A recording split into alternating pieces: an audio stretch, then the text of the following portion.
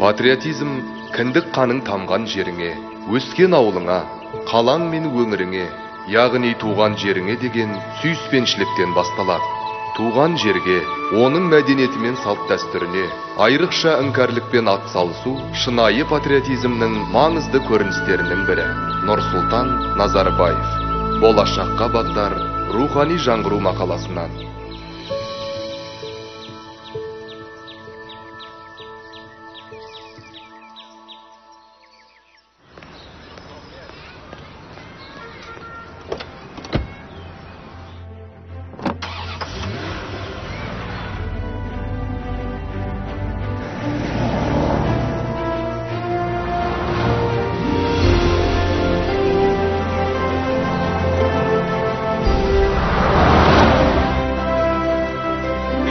Gülдерді қара.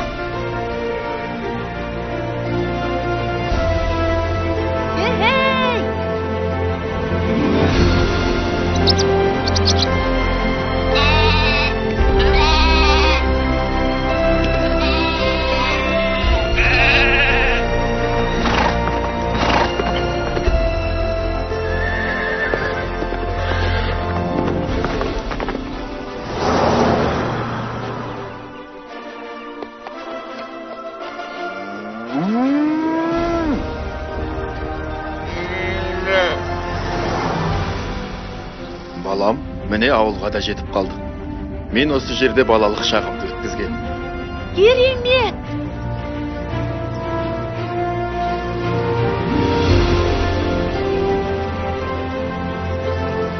Қандай тамаша! Әке, ауылдың ар жағындағы анау қандай тау? Ол Қазығұрт тауы. Біз оны киелі Қазығұрт деп атаймыз.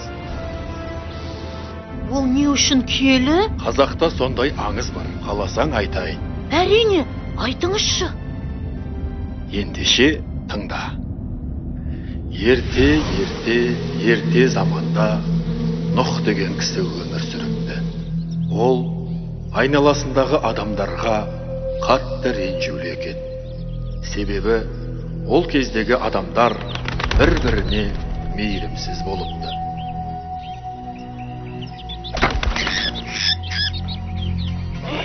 Тоқта, маған бер.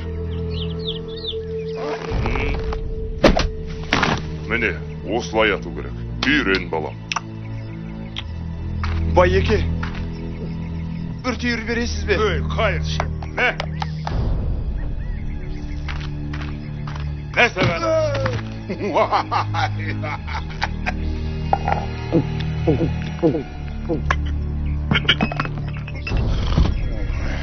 Мұнау мас екен. Тез тонап алайық. Өй, бер дейм. Жоқ, мұны мен алам. Әкел дейм. Менікі.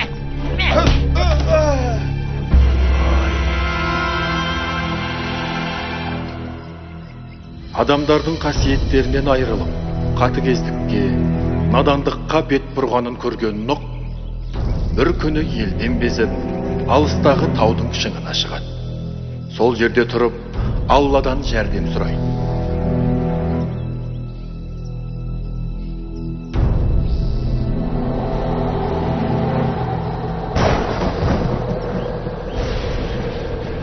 Нұхтың шын ықыласпен жалбарынғанын көрген Алла оған бұйрық береді.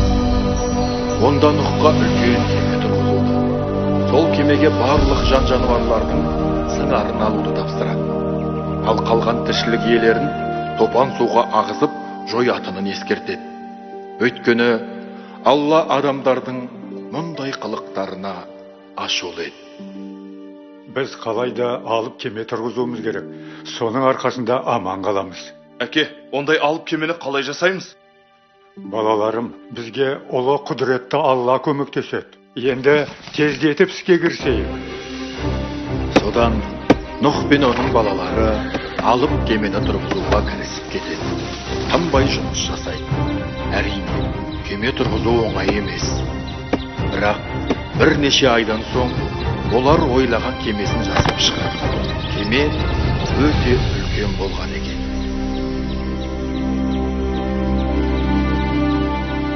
Енді жер бетіндегі жан-жануарлардың сыңарын кемеге жинаймыз. Сенбегендер осында қалады. Алла, Gözün kolday gör.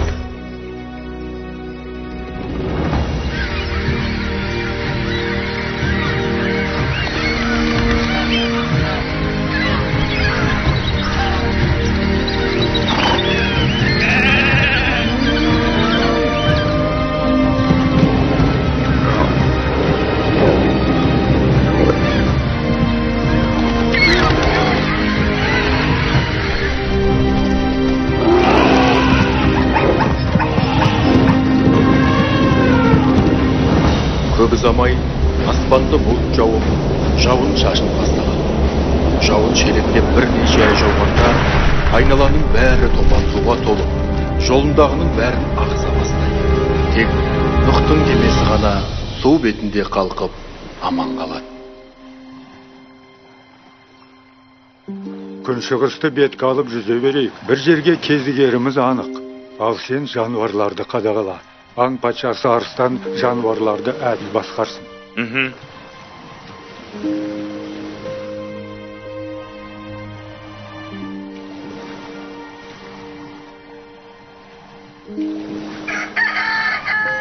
Қарға, сенің қанатың бар ғой. Алдымыздан жер көрсең, хабар жеткіз.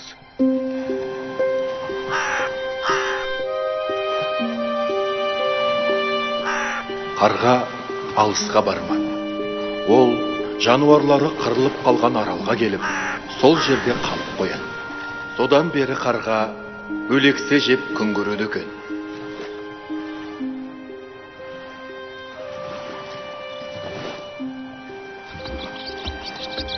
Сенім артқан қарғадан хабар келмеді. Қарлығаш, енді үміт сенде.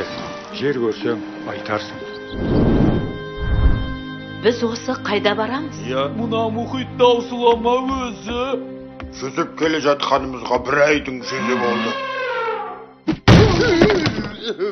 Ендігі күніміз не болар екен? Ей қошқар, біздің жұлдызды сәтіміз туды.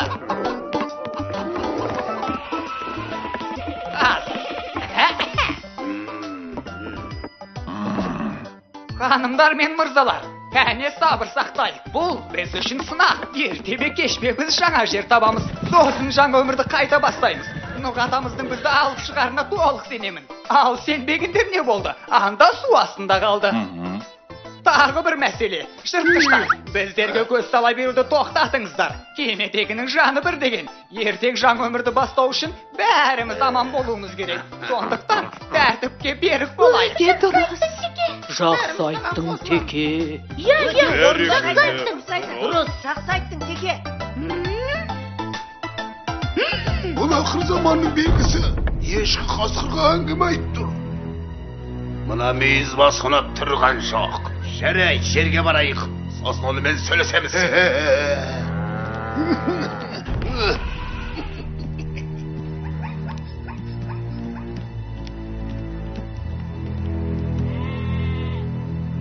Кетті. Қошқар, қалай? Өлтіріп сөйледің бе? Бөлмейім, Теке. Бәрі сөздеріме сынды ғой. Ертең жерге барсақ, жануарлар парламентін құруды ұсынам. Төрағасы өзім болам. Қалай? Күшті таптың ба, Қошқар?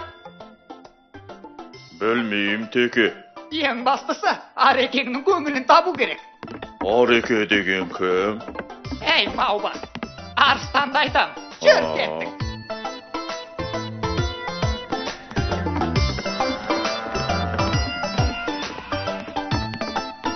Теке, сен керемет сөйледің. Намыс саған, Теке. Сәлем, ұрғашылар. Бұл жай бер жағы ғой. Керемет сөйледі. Жарайсың, Теке. Өзің шешен екенсің ғой. Рахмет. Қолтаңбаны ертең берем.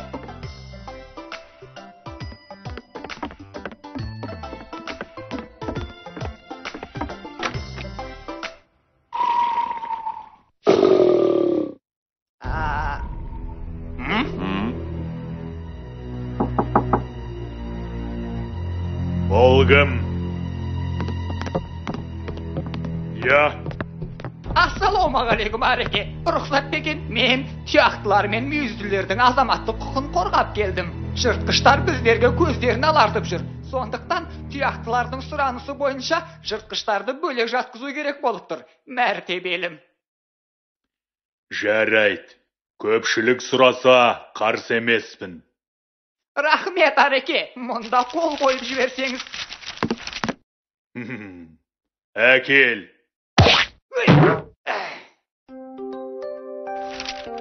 Ей, тағы да рахмет, Ареке. Сау боп тұрыңыз.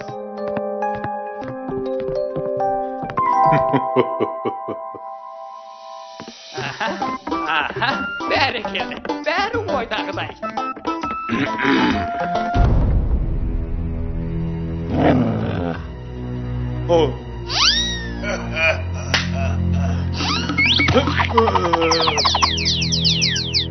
Қошқар, бояуды әкел.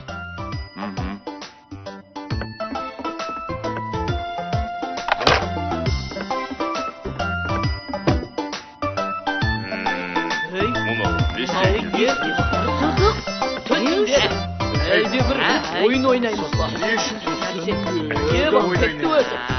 Өктісін сен бұйырмақсың. Ей досым, жайшылық ба? Әлде ащы шөп жеп қойдың ба? Жігіттер, бәрі келісім бойынша. Енді сіздерге мына сызықтан өтуге болмайды. Ей, мейізбас, сен не деп тұрсың? Мынау не дейді?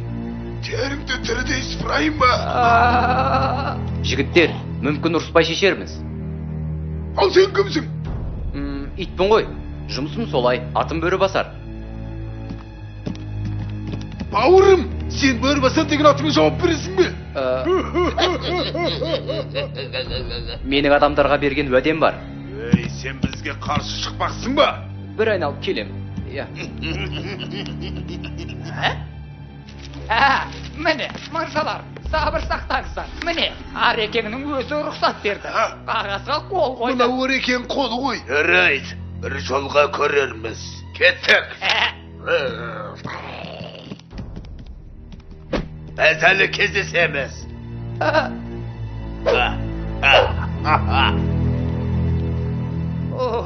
Ұтылдық бе. Асқырды қалай орнына қойдым, жасасын демократия. Демократия? Ол не? Қысқасы, ол әлсіздер әңгіме айталады деген сөз. Дұрыс па, Қошқар? Білмеймін теке. Әй. Бауырлар, не істейміз? Мұна тұяқтылардан қалдық қой. Қарнымыз ашты. Олар қой шөп жейді, ал біз ше. Мұна дәмі жоқ, жемістен шаршадым.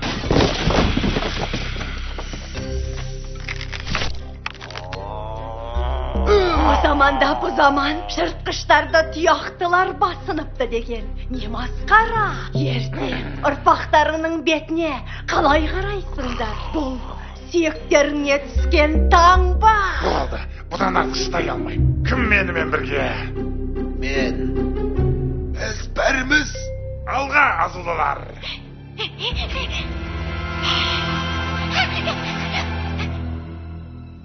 Қошқар, маған тағы ой келді. Жерге жеткен соң жануарлар аруы деген жарыс өткіземіз. Ең әдемі аңды менің хатшым етіп сайлаймыз. Идея шынды ма? Білмеймін теке.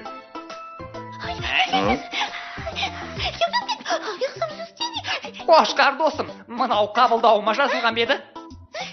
Білмеймін теке. Ей, қағазыңа қарасайшы. Бүгін елік тайынша және марал кіреді. Ал бұл жоқ. Інішек, тышқа күзен. Саршынақ не еді? Қысқасы менің бүгін уақытым жоқ. Келесі аптаға жазыл қабылдайым. Әй, мынау не деп жатыр? Не, бізді өлтірмекші ме? Кімдер? Жыртқыштар ма? Немене? Ойбай, тез дабыл қағыңдар, тез!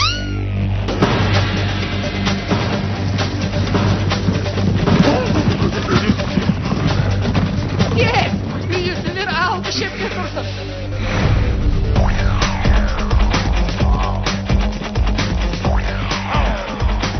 Көрпілер, жолды бөгендер.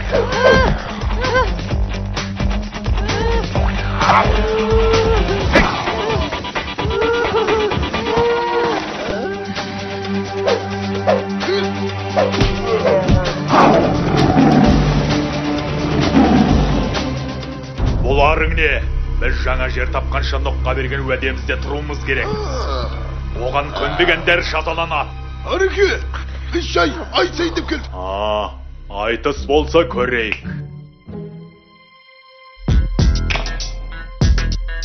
Кіші ортаға мықты болсаң өнерімді көрейік. Қане қимылдап биге көңіл бөлейік. Қорқпа тимеймін, одан да бір билейік.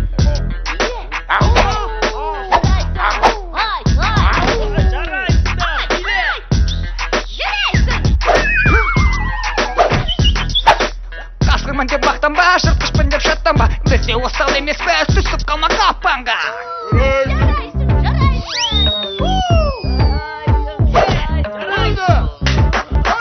Қане мол кындырам, кез келгеніңді сындырам.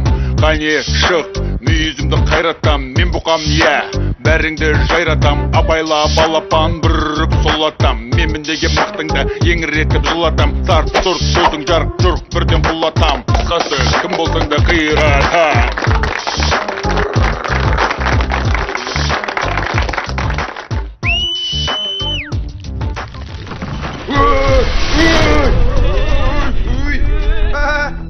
Кеме тесілді, анда су атқылап жатыр. Тездетіңдер.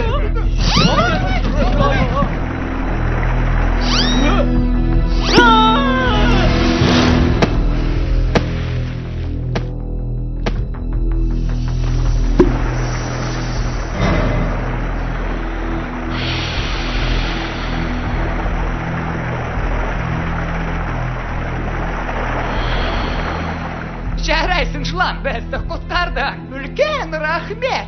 Рахмет саған. Жылан, рахмет саған. Рахметті жия алмайсың. Маған басқа нәрсе бер. Ол не нәрсе? Маған осы кемедегі қаны ең тәтті жанды тауып бересіңдер. Жерге жеткен соң сонымен қоректенесің. Жарайды Жәке, бәрімізді аман алып қалғаның үшін өтінішіңді орындаймыз. Ол мәселені менің жетім азаға тапсырамыз.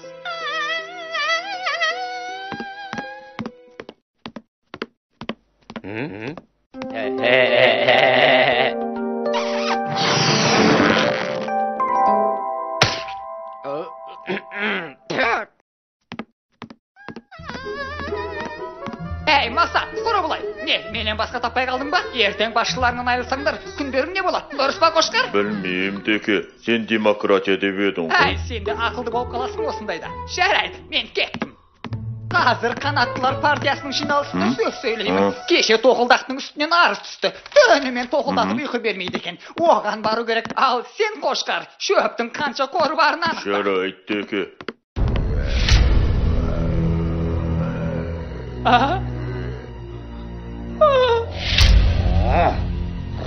Иә, жігіттер, сәлем. Жалпы өмір қалай дегендей? Өмір емес, көмір бол. Ей, мейізбас, сенің әңгімең мына жерде тұр. Енді мен көпшіліктің.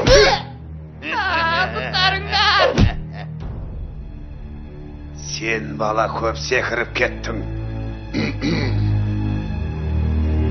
Я жігіттер, жайма.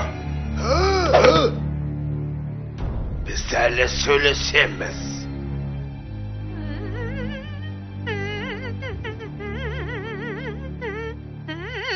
Қарлығаш, келдің бе? Мынау жапырақ қой. Демек, жер жақын деген сөз. Жарайсың, Қарлығаш. Жарайсың, Қарлығаш.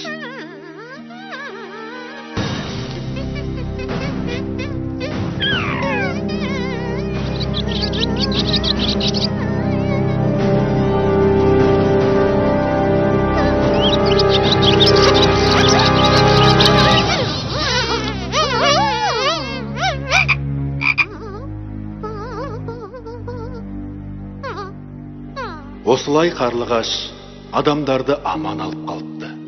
Міне, содан бері жыландар бақалармен қоректенеді екен. Жер көрінді, жер! Міне, біз жерге де жеттік. Тәңіріміз бізге жаңа өмір бастауға мүмкіндік берді. Енді бәріміз таза жолмен жүріп, адал өмір сүруіміз қажет. Қараңды, жер! Жер деп жатыр. Не дейсің? Жер? Рас па? Дәл өзі. Жер, келдік. Жарайсың, Қарлығаш. Саған сияқты жазам. Қошқар, біз енді жануарлар әлеміне жаңа қоғам орнатамыз.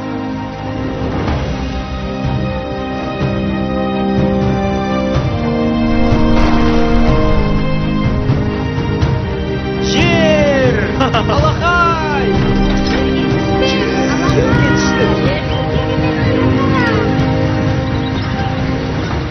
Міне, Нұх пайғамбардың кемесі осы Қазығұрт тауына келіп тоқтаған.